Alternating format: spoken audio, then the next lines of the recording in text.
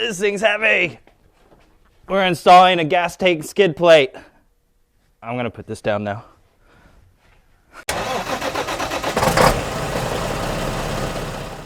Welcome to SnailTrail4x4. I'm Jimmy Jet, and if you like building Toyotas and going off-roading, then this is the channel for you. Make sure you're hitting that subscribe button. Today we're going to be installing, or more or less replacing, the gas tank skid plate. We're going to be using that big beefy one from Victory4x4, and we're going to replace the one on the backside that's pretty much, it's plastic. I didn't know that until I was under there looking at it this morning. So here we are in the back of the vehicle. Here's your gas tank. We're on the driver's side. Fun little fact is usually if the gas tank's on one side, the exhaust is running down the other. So you can usually choose or pick what side the gas tank's on by where the tailpipe comes out. So you've got these 4 nuts right here. These are 12 millimeters, and we are gonna pull them off, and that's gonna pull this plastic skid plate off.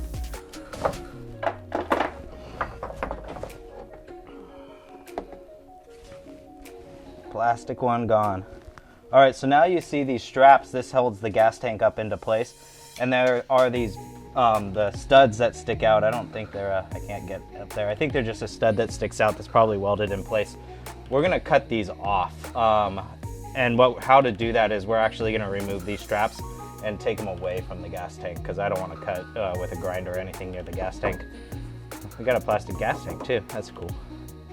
All right, so I'm gonna get a jack in here. We're gonna put a little bit of pressure on this, and then we're gonna take this strap off. All right, we got a little bit of pressure there. Now I've got a 14 millimeter bolt that I'm gonna take off on this side, and that's gonna release the hinge of the strap.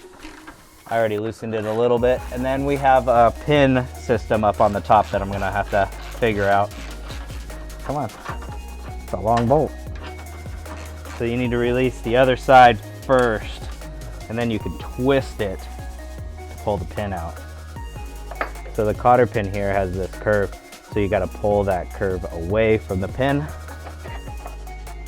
The pin goes through there, and so then when you pull the cotter pin, that curve out, then you can pull the pin all the way through. So there was this rubber part between this metal sheath and the plastic gas tank that wasn't in there on that, and I just kind of took it off. So I'm just going to use a cutting wheel, and we're just going to cut through these studs. They look like they're riveted on the back side, and so it's not an issue. I'm just going to cut straight off and get them out of here.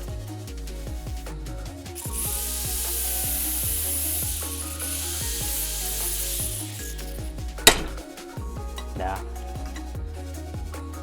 Looks like it's barely tack welded on the other side, so I'm just going to leave it at that. Now we're going to reinstall this into the vehicle. There's actually still indications on between the dirt and the cleanliness of tell me where it went, so that's nice.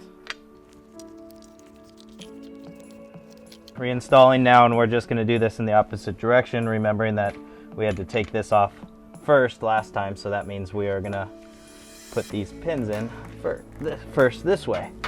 And what was nice is it allowed me to tilt this up in this bracket to slide it in and out, because there's a shield on this side, where before when it was attached I couldn't pull it straight out.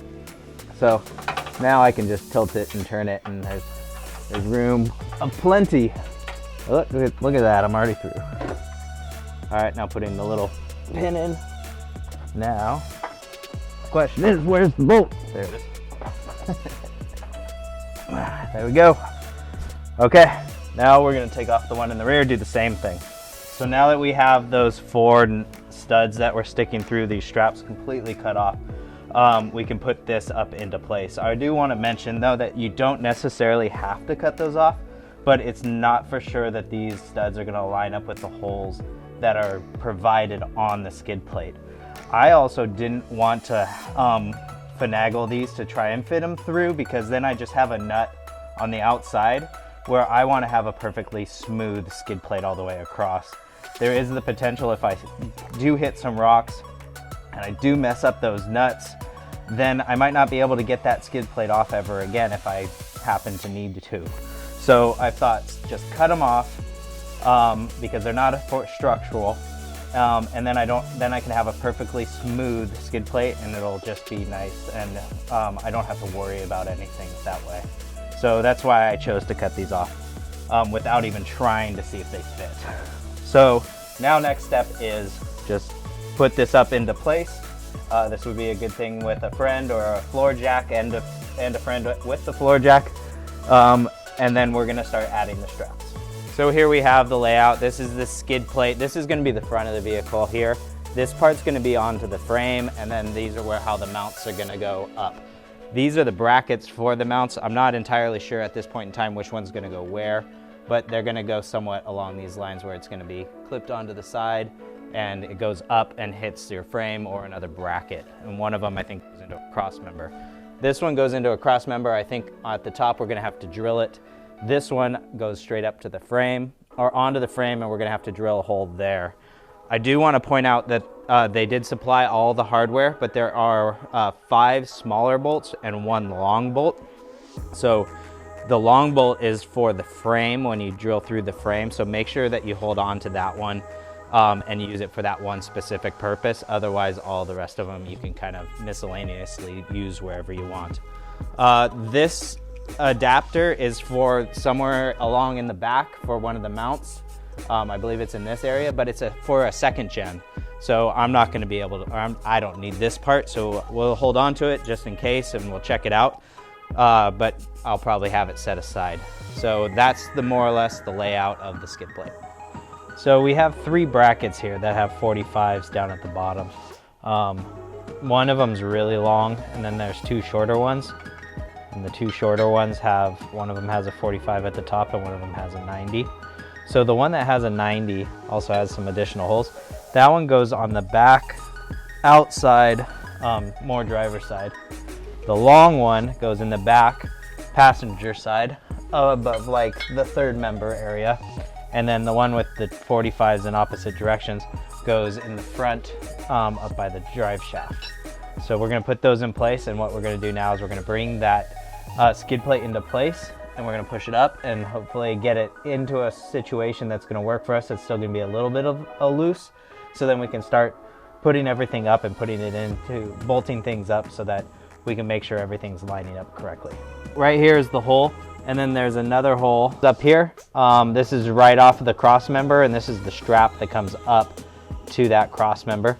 So what we're gonna do is we're gonna put the long one here with the 45, we're gonna put up in here. Let's see, should we go on the outside? Let's go on the inside. And this is gonna go up there. And I'm going on the inside, and I'm gonna put the bolt through down here. These are flange nuts, so they'll tighten up, but we're gonna leave everything loose to start. Sort of a hard angle for you guys to see, I know. But there we go. So now we've got that on there, and it's gonna go up a little ways. Looks like it also is gonna need to go a little bit forward. So we found that this hole up here in the bracket or on the cross member is just too small for the 1/2-inch bolt that's provided, so we're gonna drill this hole out a little bit larger. Now with the bigger hole at the top, we're gonna put this bracket back in. I'm going on the inside. It kind of loops around up top on the inside, and then I'm gonna go on the inside of the skid plate as well. Now we're gonna put the top bolt in. And we're using all the smaller bolts right now. The one longer bolt is saved for the frame when we have to drill out in the frame. So all the smaller bolts are what we're using right now. Completely blocking the shot, I'm sorry. But there we go. Okay, we got the top bolt there and the bottom bolt in. So now what we're gonna do is we're gonna move to the opposite side on the outside. So to show you what's next. So this is a 14mm bolt. We took it out of right here. This is where the cross member goes up and over the gas tank. We also took the wheel off just now so that just to get a better view for you guys. You don't have to take the wheel off to install the skid plate, but it's just a better camera angle, so that's what we're doing. So pull this bolt out right here, 14mm, and then what we're gonna be doing is we're gonna be installing this this leg, and it's the 45 with the 90. It has 2 holes on the top of it. The second hole is for the 2nd gen, because on the second gen, there's a rivet here, so they have a big hole on this side. So first things first is we're gonna put this down on the inside of the skid plate. A little tight down here. And then because we're using the larger hole and we are gonna reuse this factory bolt, we're gonna use one of the provided washers to keep everything in there. And then we just push that back up into place. Feels like this needs to come a little bit more this way. There we go. And we just screw that back up. So right here, there's a square on this one, and then there's a long slit. I think the square is for if there was a rivet like here or here on another frame, but I don't have a problem in this situation. So the bolt is gonna go into this long slit, and I can kind of move this around a little bit. We haven't done the other side yet, so we're gonna set it in the middle and give us a little bit of play either way to get the best situation there. So we're gonna drill a hole in the frame now so that we can fit that 1/2 inch bolt.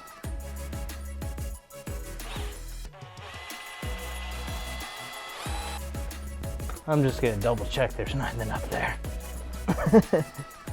I don't think there is, but yeah, it's all clear, just another chunk of metal.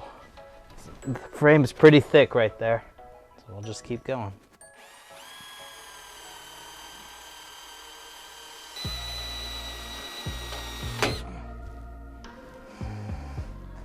Through, but I broke it. Customized my drill bit too.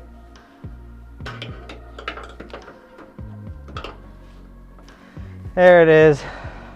All right, let's go bigger.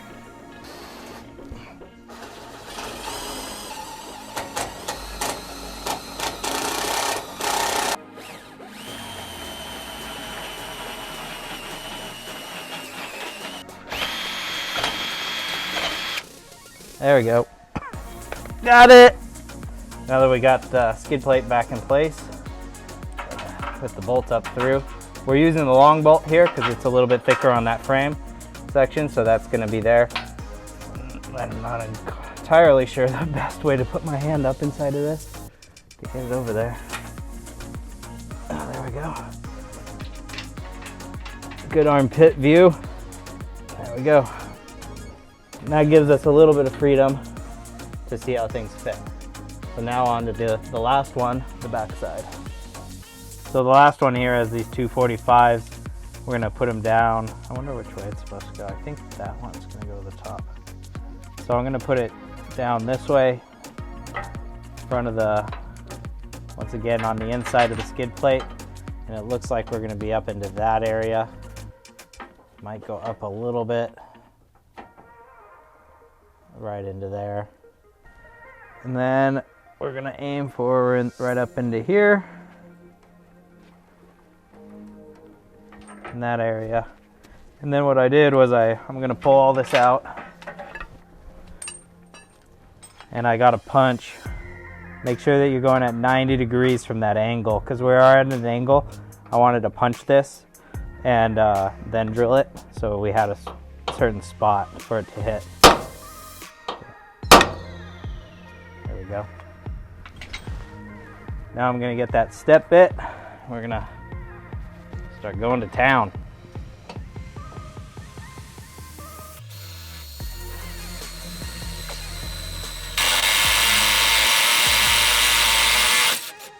Step bits are so cool. All right, now we got that 1/2 inch drill here. I'm just gonna finish it off, make sure it's the right size. Cool. All right, so now that we've got that hole punched up at the top, we're going to put this back in, make sure we're putting the washer on there, and I'm gonna put that flange nut on the back. Finger tight. Okay, and then on the top, now we're just gonna push that one together, straight through the hole. And then as Daryl said from Victory4x4 in his video, this is a little bit of a finger exercise to get this nut on there. Not quite sure how to even do this.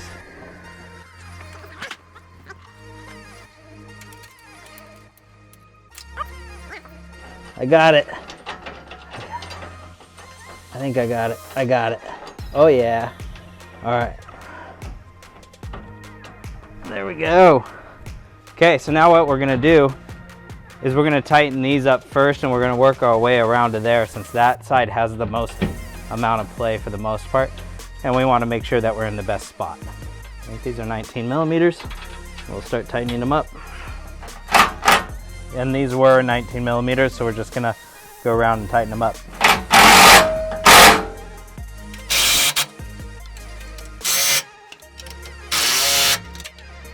So the gas tank has this weird bulge right here, and this skid plate comes awfully close, so we do have still a little bit of play, so I'm gonna make sure to try and pull it all the way to the outside as I can to make sure that I'm not rubbing on the gas tank, which is right about there, I think. See if I can pull it some more. Then I'm gonna tighten this up. All right, now I'm just gonna double check that 14 millimeter, and this could be buttoned up. Everything's buttoned up now. We tightened everything super tight with the impact drill, which is always a fun tool to have. And that skid plate was kind of moving itself around and set itself up into the proper position, which is great. I was a little concerned that we was gonna have to pull that along and move it into a certain position and not hit that bulge of the gas tank, which I still tried to do a little bit, but it wasn't hitting it. And I just wanna point that out, that keep an eye on that so that you don't have that problem of that area hitting up on your gas tank. Other than that, everything went together great. Don't forget to hit that subscribe button and keep crawling.